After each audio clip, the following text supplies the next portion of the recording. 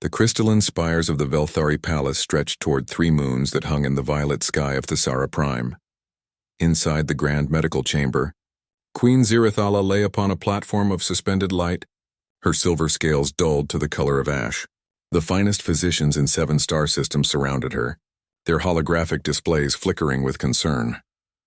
Her Majesty has not consumed sustenance in 12 cycles, head physician Krennox reported, his 4 eyes blinking in sequence. Every delicacy from across the Empire has been prepared. Every flavor profile analyzed. She refuses them all. Lucas Chen stood in the corner of the chamber, datapad in hand, trying to remain invisible.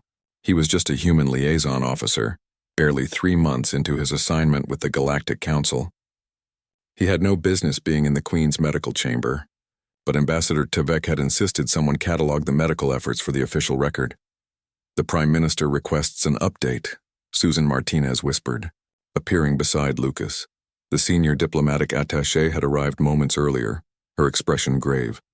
Is it true? The Queen is dying. Lucas nodded slowly. They've tried everything. Apparently, Velthari physiology is extremely sensitive to stress. The assassination attempt last week triggered something in her system. Now her body's rejecting all food.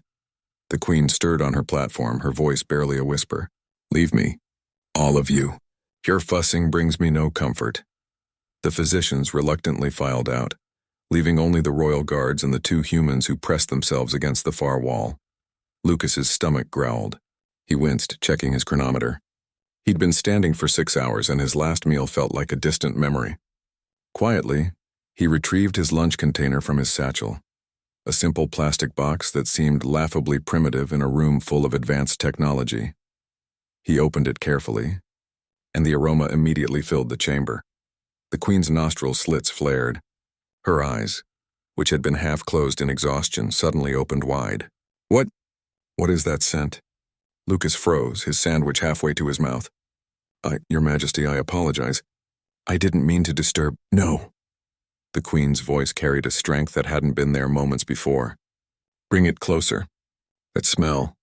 It reminds me of something. Of warmth, of comfort. Susan shot Lucas a look that clearly said, what are you waiting for? He approached the platform hesitantly, holding out his lunch container like an offering to ancient gods. The Queen leaned forward, her scales catching the light. What is this? Creation? It's, a grilled cheese sandwich, Your Majesty, Lucas stammered. With tomato soup. It's just human comfort food. Nothing special. Nothing special, the Queen repeated, and something that might have been a smile crossed her alien features. Tell me, human Lucas, what makes this food comforting? Lucas glanced at Susan, who gave him an encouraging nod. Well, it's simple. Bread, butter, cheese melted until it's gooey. And the soup is tomatoes cooked down with cream and basil. My grandmother used to make it for me when I was sick as a child. It's warm, familiar. It doesn't try to be fancy or impressive. It just is. The Queen was silent for a long moment.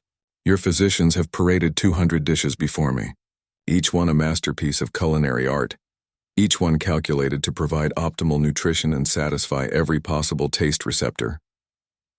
She looked at the sandwich with an expression Lucas couldn't quite read, but not one was made with comfort in mind.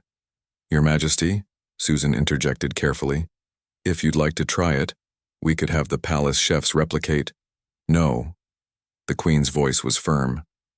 If I am to eat, I will eat this. Made by human hands, given freely. Not because protocol demands it, but because one hungry creature understands another. Lucas carefully tore the sandwich in half and poured some soup into the container's lid. The Queen's long fingers, so different from human hands yet similar in purpose, reached out and took the offering. She brought the sandwich to her lips and took a small bite. The room held its breath. The Queen chewed slowly, her expression transforming. A soft humming sound emerged from her throat, a Velthari sign of pleasure. She took another bite, then another. She sipped the soup and her scales began to shimmer, regaining some of their lustrous silver sheen. It's warm, she said softly, simple, honest. She looked at Lucas with eyes that suddenly seemed less alien, more understanding. Your species makes food not just for survival, but for the soul. I suppose we do, Your Majesty, Lucas replied, a smile tugging at his lips. The queen finished the half sandwich and soup, then leaned back on her platform. Already the medical displays were showing improved readings. "Tell me, Lucas Chen, can you teach my chefs to make this?" "I can try, Your Majesty.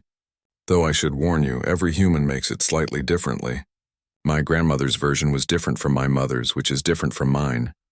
"Because it's not about precision," the queen said, understanding dawning in her voice. "It's about intention, about care."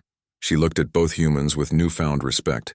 "Your kind has mastered something we've forgotten in our pursuit of perfection. You remember that sometimes the most important ingredient is simply heart." News of the queen's recovery spread through the palace within hours. The official story was that a revolutionary new treatment had been discovered. But those who had been in the chamber that day knew the truth. Humanity had saved a queen not with advanced medicine or political maneuvering, but with a grilled cheese sandwich and tomato soup. And across the Galactic Council chambers, a new understanding began to grow. Humans might not have the strongest military, the most advanced technology, or the longest lifespan, but they had something just as valuable: the ability to turn the simplest acts into profound moments of connection. As Lucas and Susan left the palace that evening, walking beneath 3 alien moons, Susan nudged him with her elbow. "You know this is going to be in every diplomatic textbook for the next century, right?" "The sandwich incident," Lucas laughed.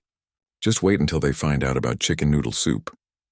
Behind them, in the crystalline spires of the palace, Queen Zyrathala ate her first full meal in 12 cycles, a perfectly imperfect grilled cheese sandwich made by human hands, served with love.